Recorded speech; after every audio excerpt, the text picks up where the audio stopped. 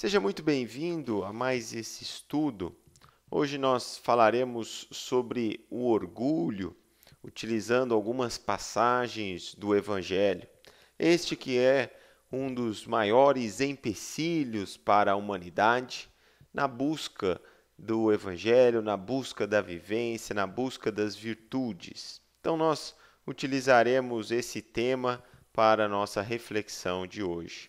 Começando por uma passagem que está em Mateus, no capítulo 23, no versículo 12, em que Jesus nos traz: "E o que a si mesmo se exaltar, será humilhado, e o que a si mesmo se humilhar, será exaltado." Então aqui tem um ponto bastante interessante que nós devemos observar, que aquele que se sente humilhado é aquele que busca sua exaltação. Ou seja, quanto mais humilde nós formos, quanto mais reconhecermos as nossas fraquezas, nossas dificuldades, a pequenez, menor será a probabilidade das circunstâncias da vida nos tornarem humilhados. Ou seja, aquele que é orgulhoso, vaidoso, a probabilidade dele se sentir humilhado será muito maior.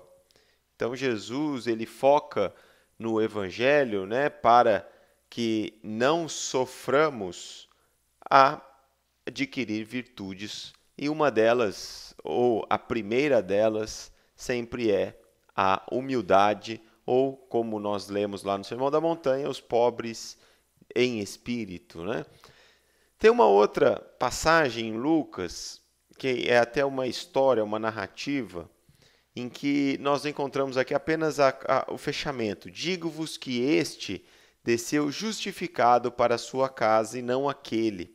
Porque qualquer que a si mesmo se exalta será humilhado." Então aqui nós vemos uma outra passagem semelhante à primeira, Lembrando que essa passagem é de um fariseu que estava orando e ele se exaltava, ele colocava o outro para baixo, ou ele colocava a si mesmo como sendo muito melhor, muito maior, e também um cobrador de impostos, um publicano, que tinha humildade no seu coração, reconhecia os seus defeitos, a sua pequenez, e aí Jesus mostra que naquela oração, naquela prece, o publicano, com a sua humildade, ele fazia algo muito maior, enquanto o primeiro apenas o exaltava.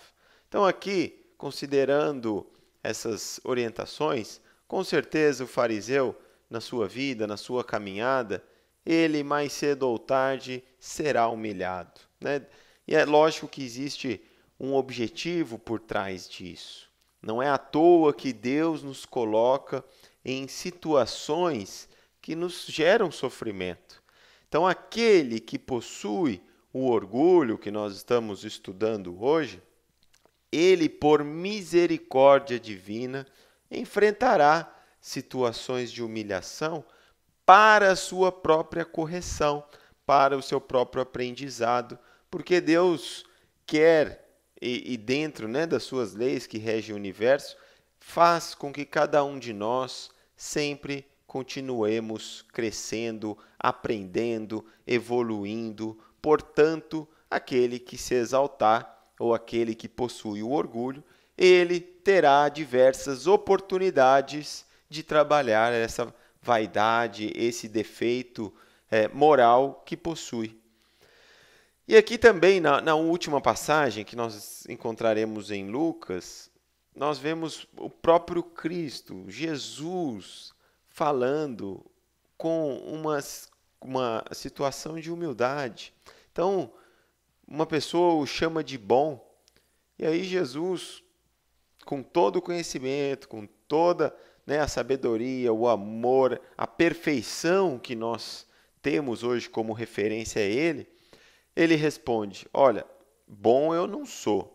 Eu posso ser mestre, conhecer, saber, mas bom só tem um, e esse é Deus." Então aqui Jesus nos mostra também que, em momento algum, ele tinha orgulho. Ele sabia que fora criado pelo Pai, que estava aqui com o objetivo de nos instruir e não deixa nem mesmo ser chamado de alguém bom. Então, mostrando que Jesus nos traz exemplos da humildade o tempo todo. Inclusive, ele busca ensinar essa virtude numa atividade que era feita por escravos, que é a passagem do lava-pés, né?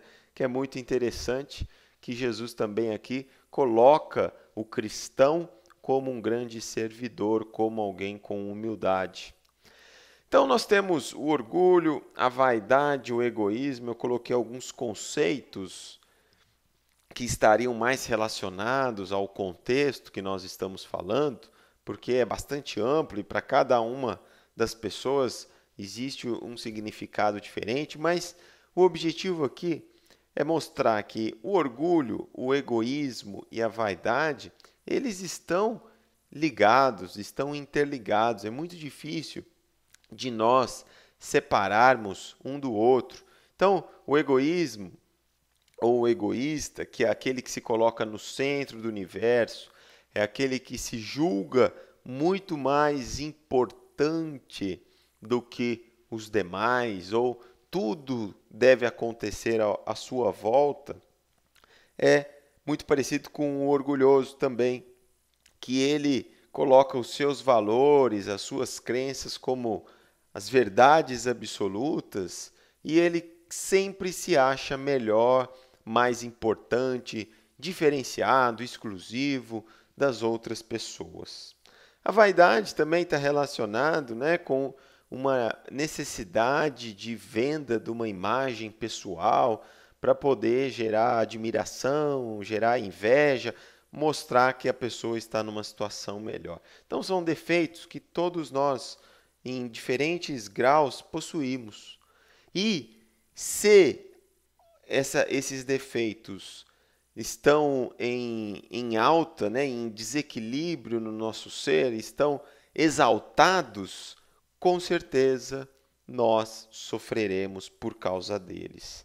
E eles impedirão, na maior parte das vezes, uma paz de espírito, uma paz interior, porque as situações no mundo serão tantas que essas pessoas normalmente vão viver com ódio, com medo de acontecer algo ou das pessoas verem aquele outro como alguém frágil, como alguém que sofre, que está abaixo.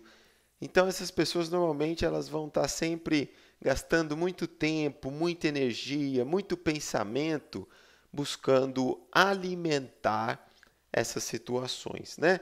E os desentendimentos serão muitos, porque facilmente essas pessoas, nós nos magoaremos, sofreremos pela conduta dos outros, né? Nós deixaremos com que os outros passem a determinar o nosso comportamento, o nosso humor, e aí nós teremos grandes dificuldades na vida. Lembrando que isso é sempre uma oportunidade de correção, porque a dor, tanto a física como a moral ou a espiritual, é uma misericórdia que nos mostra, olha, algo está errado. Quando nós estamos com dor no dente, nos mostra que nós precisamos fazer algo. Um canal, pode ser uma cárie, pode ser uma escovação indevida, sendo necessário uma correção. Então, essa dor que o orgulho, que o egoísmo, que a vaidade nos geram, é sempre uma oportunidade para mudarmos os nossos valores. Então, aqui nós colocamos alguns, ou na realidade 3 pontos, que ao nosso entendimento seria um caminho para trabalhar com relação não só ao orgulho, mas qualquer outro vício, qualquer outro defeito de caráter que nós temos. O primeiro passo é o conhecer, é saber que isso é um problema, reconhecer que nós precisamos mudar. Enquanto isso não acontece, não é possível essa mudança, porque não reconheceremos que precisamos. Então, aqui está muito relacionado aos antigos sábios gregos, né, que falavam, olha, conhece-te a ti mesmo. Uma vez conhecendo onde estamos, fica mais fácil para traçarmos a rota ou o caminho para onde vamos. Uma vez reconhecido, é necessário cultivar comportamentos que são contrários àquele defeito, o orgulho ou o egoísmo. Então, aquela pessoa que nos machucou no passado ou que nos fez sentir humilhado, devemos reconciliar com aquela pessoa ou pelo menos dizer que agimos de forma incorreta, né? De uma forma que não deveríamos ter feito, situações que vão nos colocar contra aquele vício. E aqui é importante dizer que isso aqui não é fácil, vai ser uma coisa difícil, porque aquele que é orgulhoso, né? Todos nós somos, isso é importante, em diferentes níveis, mas aquele que sofre do orgulho será muito difícil de buscar ações que o coloquem como pessoas humildes. Então, no início, é importante que isso aqui seja até mesmo forçado, porque vai trazer dor para fazê-lo. Então, aqui Jesus coloca através de algumas passagens, isso, né? Concilia-te depressa com o teu adversário enquanto está no caminho com ele. Aqui, nessa outra passagem de Mateus 19, 21, é muito bonita. É um jovem rico que era apegado aos seus bens, e aí Jesus fala, você quer ser perfeito? Então desapega, vende os seus bens, dá aos pobres e me segue. Né? E essa decisão foi tão difícil que o jovem, nessa passagem, depois vocês poderão ler, ele não aceitou naquele momento fazer isso. Então é importante fazer esses comportamentos contrários ao defeito que eu tenho.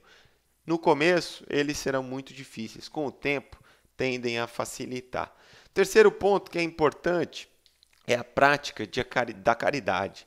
E ela pode ser através de atividades voluntárias, né? Lembrando o desinteresse aqui é fundamental, ajudar uma família de diferentes formas, visitar pessoas num hospital ou num asilo. Então a caridade ela começará a nos mostrar que existem problemas muito maiores no mundo, que nós não somos o centro do universo e que todas essas aparências, o poder, o ter, são situações temporárias e que a qualquer momento nós podemos perdê-las. Não podemos colocar a nossa expectativa, não podemos colocar a nossa vida simplesmente alimentando esse tipo de coisa. Então a caridade ela mostra isso a todos nós, o amor que começa a se desenvolver desinteressado ou incondicional, ele com certeza ajudará a abrir o nosso coração, a lutar